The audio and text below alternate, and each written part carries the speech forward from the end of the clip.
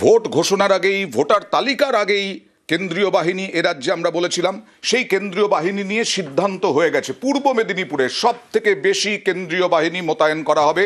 পূর্ব মেদিনীপুর এবং তাছাড়াও আরও অন্যান্য জায়গায় মোতায়েন করা হবে।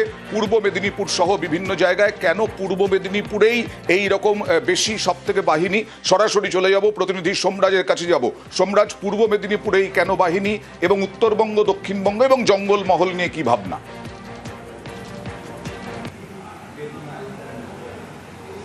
দেখো, তোমাকে প্রথমেই জানিয়ে রাখি, কিছুক্ষণ আগেই রাজ্যের মুখ্য নির্বাচনী আধিকারিক মনোজ কুমার আগরওয়াল জানিয়েছেন যে 28 তারিখের মধ্যেই রাজ্যে বাহিনী চলে আসছে। আচ্ছা, তোমাকে আরও একবার জানিয়ে রাখি, কিছুক্ষণ আগে রাজ্যের মুখ্য নির্বাচনী আধিকারিক মনোজ কুমার আগরওয়াল জানিয়েছেন যে 28 তারিখেই বাহিনী চলে আসছে, অর্থাৎ 28শে ফেব্রুয়ারি যেদিনকে SIR এর ভোটার তালিকা প্রকাশ করা হবে সেদিনকেই রাজ্যে বাহিনী চলে আসছে এবং 1 মার্চ থেকেই এই বাহিনী কাজ করবে।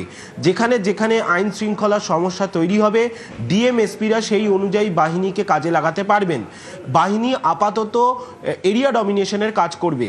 এবারে 35টি পুলিশ জেলার বিচারে যদি তুমি দেখো, তাহলে দেখা যাচ্ছে পূর্ব মেদিনীপুর জেলা পুলিশের অধীনেই সব থেকে বেশি বাহিনী মোতায়েন করা হচ্ছে। 14 কোম্পানি বাহিনী পূর্ব মেদিনীপুর পুলিশ জেলাতেই মোতায়েন করা হচ্ছে। এছাড়াও দেখা যাচ্ছে কলকাতা এবং মালদায়, অর্থাৎ মালদা পুলিশ জেলা এবং কলকাতা পুলিশের অধীনে 12 কোম্পানি করে কেন্দ্রীয় বাহিনী মোতায়েন করা হচ্ছে। এই যে প্রথম পর্যায়, যেটা 1 মার্চ থেকে কেন্দ্রীয় বাহিনী কাজ শুরু করবেন, প্রথম পর্যায়ে 240 কোম্পানি কেন্দ্রীয় বাহিনী রাজ্যের যে 35টি পুলিশ জেলা, এই 35টি পুলিশ জেলাতেই মোতায়েন করা হচ্ছে, তেমনটাই নির্বাচন কমিশনের তরফে পরিকল্পনা নেওয়া হয়েছে। 28 তারিখেই এই বাহিনী চলে আসছে এবং 1 মার্চ থেকেই এই বাহিনী কাজ করা শুরু করবে। নিশ্চয়ই আমরা নজর রাখবো কেন্দ্রীয় বাহিনীর কাজকর্মের উপরে। আর আজকে ন্যাশনাল লাইব্রেরিতে বিজেপির কৌশল বৈঠক, প্রার্থী বাছাই বৈঠক, এবং কেউ মুখ খুলতে রাজি নন বিজেপির নেতারা যারা হাজির রয়েছেন ন্যাশনাল লাইব্রেরিতে। সরাসরি চলে যাব প্রতিনিধি সুস্মিতার কাছে। সুস্মিতা, কি বিষয়ে বৈঠক, এখনো পর্যন্ত কতটা কি জানা যাচ্ছে?